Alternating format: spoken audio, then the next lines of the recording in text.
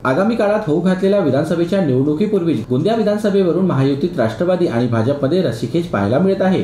राष्ट्रवादी काँग्रेस नेते प्रफुल्ल पटेल यांच्या गोंदिया विधानसभा हा गृह मतदारसंघ असल्याने या मतदारसंघाकडे संपूर्ण महाराष्ट्राचे लक्ष लागून आहे। अशातच राष्ट्रवादी काँग्रेस नेते खासदार प्रफुल्ल पटेल गोंदिया जिल्ह्याच्या दौऱ्यावर आले असता त्यांना गोंदिया विधानसभेच्या जागा वाटपावरून विचारले असता दावा करण्याचा अधिकार प्रत्येकाला आहे आणि सध्या गोंदिया विधानसभेची जागा ही कुठल्याही महायुतीच्या घटक पक्षाकडे नाही, आमचा गृह मतदारसंघ आहे, त्यामुळे आम्हाला ही जागा मागण्याचा अधिकार आहे असे प्रफुल्ल पटेल म्हणाले। आमची ताकद जिथे जिथे आहे आम्ही दावा तर करणारच, दावा करायचा प्रत्येकाला अधिकार आहे आणि गोंदियाची जागा सध्या ते रिकामी आहे, कुठल्या पक्षाकडे नाही आहे, महायुतीच्या घटक पक्षाकडे आज ही जागा कोणाकडे नाही, म्हणून आम्हाला अधिकार आहे आणि गोंदिया जिल्हा आणि गोंदिया आमची विधानसभा हे आमचा स्वगृह म्हणजे आमचा जिल्हा आहे, जिल्हा आमची सीट आहे, मागण्याचे अधिकार आमचे आहेत। तर भाजप नेते परिणय फुके यांनी देखील गोंदिया विधानसभेची जागा भाजपची पारंपरिक सीट असून ते आम्हाला मिळायला पाहिजे असे म्हणाले होते।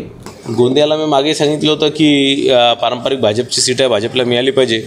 बघू आता पुढे कसं उमेदवार तुम्हाला सांगणार ना, उमेदवार डिक्लेअर करू। त्यामुळे आता महायुतीमध्ये गोंदिया विधानसभेच्या जागेसाठी रस्सीखेच होणार का हे पाहणं महत्त्वाचं असेल। तर यावर आता पुढे काय होते हे बघू असे भाजप नेते आमदार परिणय फुके म्हणाले। जीबी न्यूजचे प्रत्येक अपडेट मिळवून घेण्यासाठी तुम्ही आमच्या चॅनलला लाईक करा, सबस्क्राइब करा आणि शेअर करा, तसेच बेल आयकॉनला सुद्धा प्रेस करा।